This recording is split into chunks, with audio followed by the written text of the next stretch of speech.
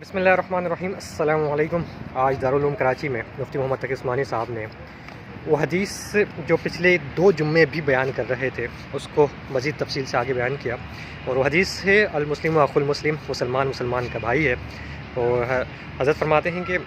اسی حدیث کی تفصیل میں مسلمان کا بھائی کیسے ہے، اس کے لیے اسی حدیث کے اندر مزید تفصیل یہ ہے کہ لا یظلم، کہ وہ ظلم نہیں کرتا اپنے بھائی پر، لا یسلم ہو کہ وہ اس کی کسی مظلوم کی مدد کرتا ہے، ظلم کا شکار دیکھ کے مدد کرتا ہے۔ تو لا یظلم سے مراد کہ ظلم نہیں کرتا سے مراد حضرت فرماتے ہیں کہ ظلم ایسی چیز ہے کہ میں یہ کہوں گا تو غلط نہیں ہوگا کہ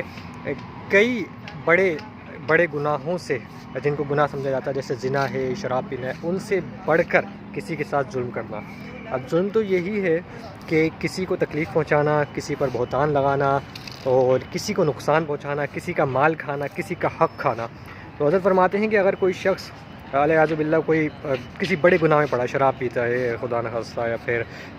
زنا کرتا ہے، ساری زندگی اس نے کیا اور آخری وقت میں اس کو احساس ہوا، اس نے سچے دل سے توبہ کر لی، تو اللہ تعالیٰ اس کے وہ تمام گناہ معاف فرما دیں گے ہمیشہ کے انشاءاللہ۔ لیکن اگر کسی شخص نے کسی کا حق کھایا ہے، کسی کے ساتھ ظلم کیا ہے، کسی پر بہتان لگایا ہے،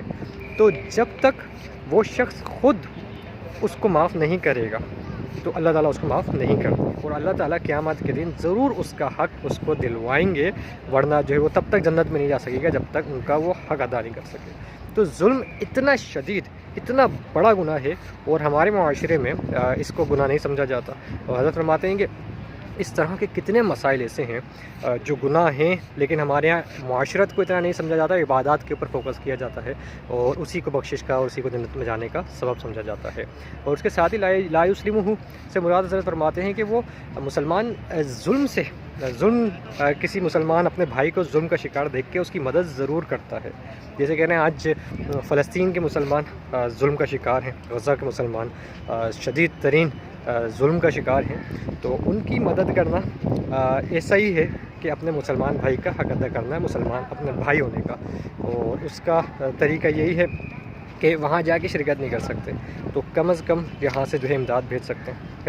کہتے ہیں کہ اس میں بھی لوگ کوتاہی کر رہے ہیں کہ جتنا بھی بھیج سکے، کوئی 1 روپیہ بھیج سکے اخلاص کے ساتھ، جو ہے لوگوں کے لاکھوں کروڑ روپے سے بہتر ہے اس کا بھیجنا۔ اور اسی طریقے سے اسی حدیث کے آگے اور بھی یہ ملتا ہے جس کا مفہوم ہے کہ جب تک کوئی مسلمان اپنے بھائی کی مدد کے لیے یا اس کی ضرورت پوری کرنے کے لیے لگا رہتا ہے تو اللہ تعالیٰ اس شخص کی ضرورت پوری کرنے کے لیے لگ جاتے ہیں۔ تو جس کی ضرورت پوری اللہ کرے گا تو وہ تو کامیابی اس کی یقینی ہے۔ تو حضرت اس کی مثال فرماتے ہیں ایسا ہے کہ جیسے کوئی شخص کسی کو نوکری دلانے کی کوشش کر رہا ہے، نوکری حاصل کرنے کی مدد کر رہا ہے، اس کے لیے کہیں نہ کہیں کسی نہ کسی درجے میں بھاگ دوڑ کر رہا ہے، تو اللہ تعالیٰ اس کی اس صورت میں مدد کریں گے۔ اسی طریقے سے کسی بھی صورت میں کسی کی عیادت کر رہا ہے، تو اس طرح سے یہ معاشرتی معاملات ہیں جس کا بہت زیادہ اجر ہے۔ تو اللہ تعالیٰ سے دعا ہے کہ جو کچھ سنا ہے ہمیں عمل کرنے کی توفیق عطا فرمائے۔ السلام علیکم ورحمۃ اللہ۔